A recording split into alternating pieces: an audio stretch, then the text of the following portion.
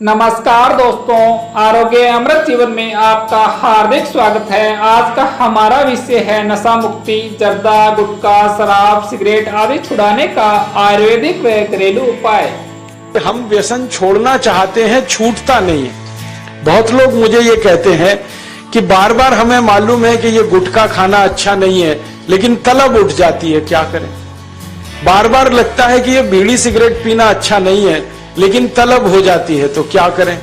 हमें मालूम है कि शराब पीना अच्छा नहीं है, लेकिन तलब आ जाती है, तो क्या करें। तो आपको बीड़ी सिगरेट की तलब ना आए, गुटखा खाने की तलब ना लगे, तंबाकू खाने की तलब ना हो, शराब पीने की तलब ना हो, इसके लिए एक छोटा सा उपाय बताता हूं जो बहुत आसान है, आप आसानी से कर सकते हैं। पहला उपाय तो ये है कि जिनको बार बार तलब लगती है और जो अपनी तलब पर कंट्रोल नहीं कर पाते, नियंत्रण नहीं कर पाते, इसका माने उनका मन कमजोर है। और परम पूजनीय स्वामी जी कहते हैं कि मन को मजबूत बनाओ। मन को मजबूत बनाने का सबसे आसान तरीका है थोड़ी देर आराम से बैठ जाओ, जैसे मैं बैठा हूं, आलती पालती मार के। इसको हम सुखासन कहते हैं। आंखें बंद कर लो, दाहिनी नाक बंद कर दो और खाली बाईं नाक से सांस भरो और छोड़ो। खाली बाईं नाक से सांस भरो और छोड़ो, बाईं नाक से सांस भरो और छोड़ो। जिसको हम लोग चंद्र नाड़ी कहते हैं, उसको सक्रिय कर दो। जितनी ज्यादा सक्रियता आपके चंद्र नाड़ी की होती जाएगी, मन की शक्ति आपकी अपने आप बढ़ती चली जाएगी और आप इतने संकल्पवान हो जाएंगे जो आसानी से कोई भी बात ठान लेंगे तो उसको बहुत आसानी से कर डालेंगे। ये एक तरीका है, बहुत आसान है, ये भी प्राणायाम का ही तरीका है। दूसरा एक तरीका है कि आपके घर में एक आयुर्वेदिक औषधि है जिसको आप सब जानते हैं और पहचानते हैं। हम उसका बहुत इस्तेमाल करते हैं लोगों का व्यसन छुड़वाने में, और उस औषधि का नाम है अदरक। अदरक हम सबके घर में है। इस अदरक के टुकड़े कर लो छोटे छोटे, उसमें नींबू निचोड़ दो, थोड़ा सा काला नमक मिला लो और इसको धूप में सुखा लो। सूरज की धूप में इसको सुखा लो। सूखने के बाद जब इसका पूरा पानी खत्म हो जाए, ये अदरक के टुकड़े हमेशा अपनी जेब में डाल के रखो। जब भी दिल करे कि तंबाकू खानी है, गुटखा खाना है, बीड़ी सिगरेट पीनी है, तो आप एक अदरक का टुकड़ा निकालो, मुंह में डालो, उसका चूसने का काम शुरू कर दो। और ये अदरक ऐसी अद्भुत चीज है, इसको दांत से काटो मत, तो सवेरे से शाम तक ये मुंह में आपके सुरक्षित रहता है।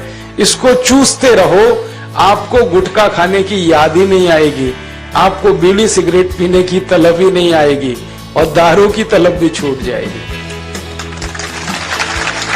बहुत आसान है, कुछ भी मुश्किल नहीं है। फिर से बता देता हूं, अदरक ले लो, छोटे टुकड़े कर लो, नींबू निचोड़ लो, फिर उसमें काला नमक मिला लो, धूप में सुखा लो। सुखाने के बाद वो तैयार हो गया। तैयार होके इसको जेब में रखो, पुड़िया बना के रखो, डिब्बी में रखो, जैसे भी है जेब में रखो। जब दिल में तलब उठे, बीड़ी पीना, सिगरेट पीना, दारू पीना, गुटखा खाना, एक गुटखा माने एक टुकड़ा इस अदरक का निकाल के जीभ पे रखो, चूसना शुरू कर दो। जैसे ही वो रस आपके लार में घुलना शुरू हो जाएगा, आप देखना इसका चमत्कारिक असर होगा। आपको फिर गुटखा, बीड़ी, सिगरेट, तंबाकू, दारू याद ही नहीं रहेगी। सवेरे से शाम तक चूसते रहो, और जो 2, 4, 10 दिन, 15 दिन, 20 दिन लगातार कर लिया तो हमेशा के लिए व्यसन आपका छूट जाएगा। आप बोलेंगे ये अदरक में ऐसी क्या चीज है? ये अदरक में एक रासायनिक तत्व है जिसको हम रसायन शास्त्र की भाषा में, केमिस्ट्री में कहते हैं सल्फर। अदरक में सल्फर बहुत अधिक मात्रा में है। जब हम अदरक चूसते हैं तो वो सल्फर है जो अदरक का निकल के हमारी लार के साथ मिलके अंदर जाने लगता है। और ये सल्फर जब खून में घुलने लगता है तो ये सल्फर कुछ ऐसे शरीर में हार्मोन्स को, कुछ ऐसे अंदर अंतःस्रावी ग्रंथियों को सक्रिय कर देता है जो व्यसन नहीं करने के लिए आदमी को प्रेरित करती है। जो विज्ञान की रिसर्च है आज तक सारी दुनिया में, वो ये कहती है कि कोई भी आदमी व्यसन के अधीन जब जाता है तब जब सल्फर की मात्रा उसके शरीर में बहुत कम हो जाती है। तो उसको बार बार तलब लगती है, बीड़ी की, सिगरेट की, गुटखे की, तंबाकू की। तो सल्फर की मात्रा आप पूरी कर दो बाहर से, ये तलब खत्म हो जाती है। इसका मैंने हजारों लोगों पर परीक्षण किया है और बहुत अच्छे सुखद परिणाम है। बड़ी आसानी से बिना किसी खर्चे के शराब छूट जाती है, बीड़ी, सिगरेट, गुटखा आदि आदि सब छूट जाता है। तो आप इसका उपयोग कर लो। और इसका एक दूसरे उपयोग का तरीका बताता हूं। अदरक के रूप में सल्फर हमारे प्रकृति ने हमको भरपूर मात्रा में दिया है, बहुत सस्ता है। इसी सल्फर को होम्योपैथी की दवा के दुकान पे भी आप प्राप्त कर सकते हैं। आप कोई भी होम्योपैथी दवा की दुकान पे चले जाओ और उस दवा बेचने वाले विक्रेता से ये कहो कि मुझे सल्फर नाम की दवा दे दो, वो दे देगा आपको, एक छोटी सी शीशी में भर के दे देगा। और सल्फर नाम की दवा होम्योपैथी में पानी के रूप में आती है, प्रवाही रूप में आती है, जिसको हम लोग डाइल्यूशन कहते हैं अंग्रेजी में। तो ये पानी जैसी आएगी, दिखने में ऐसा ही लगेगा कि जैसे ये पानी है। वो दवा एक छोटी शीशी में ले लो। 5 मिलीलीटर दवा की शीशी 5 रुपए में आती है और उस दवा का 1 बूंद जीभ पे डाल लो, सवेरे सवेरे खाली पेट, फिर अगले दिन और 1 बूंद डाल लो सवेरे सवेरे खाली पेट, और तीसरे दिन 1 बूंद डाल लो सवेरे सवेरे खाली पेट। बस 3 बार अगर आपने 1-1 बूंद डाल ली तो 50 से 60% लोगों की दारू, बीड़ी, सिगरेट तो 3 खुराक में ही छूट जाती है। और जो ज्यादा पियक्कड़ हैं, हाँ ऐसे भी है ना जिनकी शाम बिना पिए गुजरती ही नहीं, उसके बिना तो उनका काम चलता ही नहीं, तो उनको ये निवेदन है कि ये सल्फर नाम की दवा को हर हफ्ते 1 बार ले लिया करें। आज ले लिया, 5-6 दिन बाद फिर ले लिया, फिर 5-7 दिन बाद ले लिया। हफ्ते में 1-1 बार लेते जाएं तो 1.5-2 महीने में बड़े बड़े पियक्कड़ों की दारू छूट जाती। मैंने ऐसे ऐसे लोगों की दारू छुड़वाई है जो सवेरे सोकर उठने से पीना शुरू करते थे और रात तक सोने तक पीते रहते, उनकी भी दारू छूट गई है। बस इतना ही है कि 2-3 महीने का समय लगा है। तो ये सल्फर दवा अदरक में भी है, बाजार में मिलती है, होम्योपैथी की दुकान पे। अब इस दवा को जब आप खरीदोगे तो दुकानदार आपसे एक सवाल पूछेगा, वो पूछेगा कितनी ताकत की दवा दूं, कितनी पोटेंसी की दवा दूं।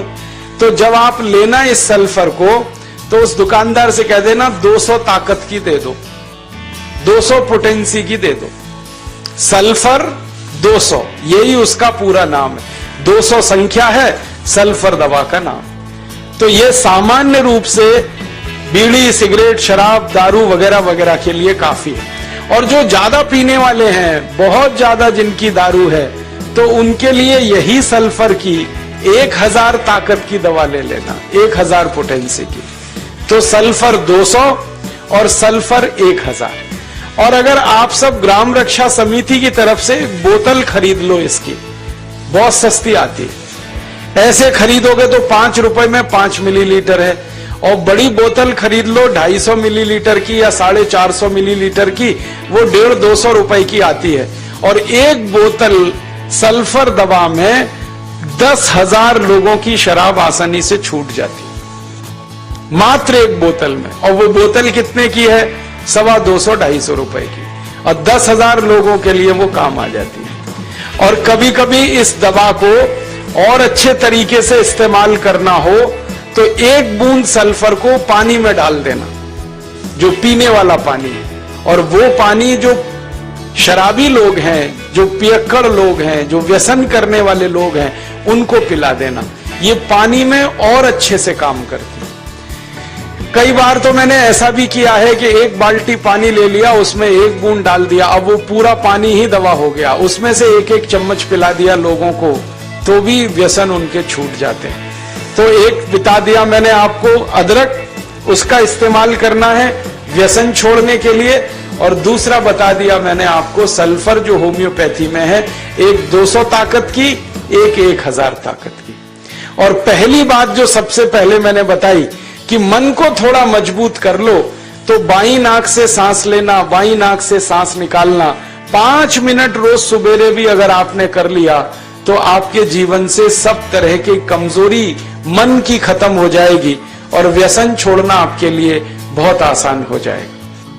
कभी भी किसी को मजाक नहीं करना। जैसे आप किसी को व्यसन मुक्त बनाना चाहते हैं, वो व्यक्ति बहुत दारू पीता है, ठीक है पीता है, अभी उसका कोई कमजोरी है जिसके कारण वो पीता है, तो उसको दारू से बाहर निकालना ये हमारा कर्तव्य है, लेकिन कभी उसके लिए टीका नहीं करना, टिंगल नहीं करना, उसका मजाक नहीं करना, क्योंकि जैसे ही आपने टीका किया, टिंगल किया, तो आपका सारा काम व्यर्थ है।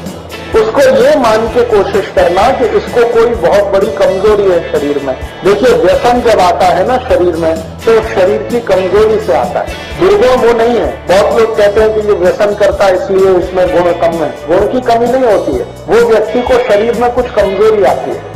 कमजोरी क्या आती है?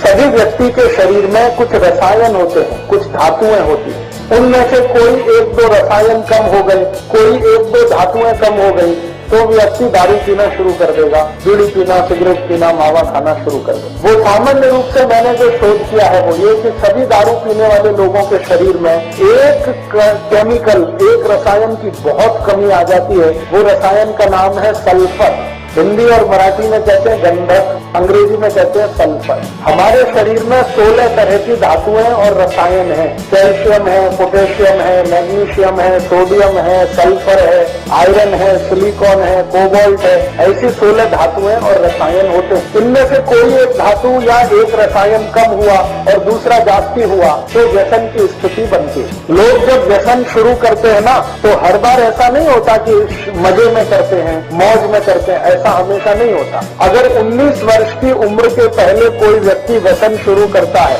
तो मान सकते हैं कि वो मजे के लिए कर रहा है। उसके बाद की उम्र का कोई व्यक्ति अगर व्यसन शुरू करता है तो जानने की कोशिश करो, कोई एक रसायन शरीर में बहुत कम होगा, और जब तक उस रसायन की पूर्ति नहीं होगी तब तक वो व्यसन मुक्त भी नहीं हो। उसमें होगा क्या?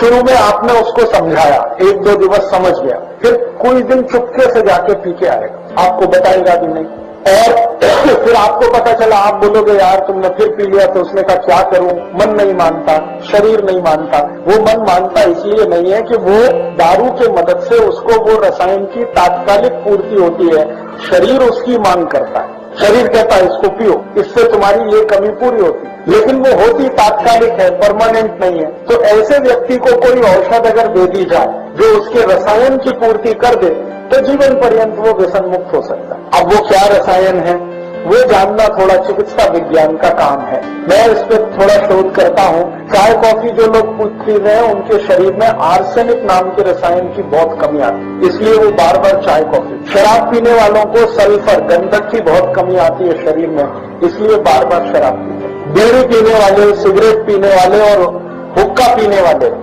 इनको शरीर में फास्फोरस की बहुत कमी आती है, इसलिए वो बहुत बार उसको पीते हैं। ऐसे 16 रसायन हैं, जिसकी भी कमी आएगी उसकी पूर्ति करने के लिए शरीर उसको प्रेरित करेगा, फिर जाकर वो पिएगा।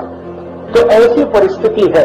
तो आप अगर इसको समझ सकते हैं तो ये ध्यान रखिए कि कोई व्यक्ति अगर व्यसन कर रहा है तो उसके शरीर की कोई बड़ी भारी कमजोरी है या उसके शरीर में कोई बहुत बड़ी कमी है जिसके चलते वो ऐसा कर रहा है।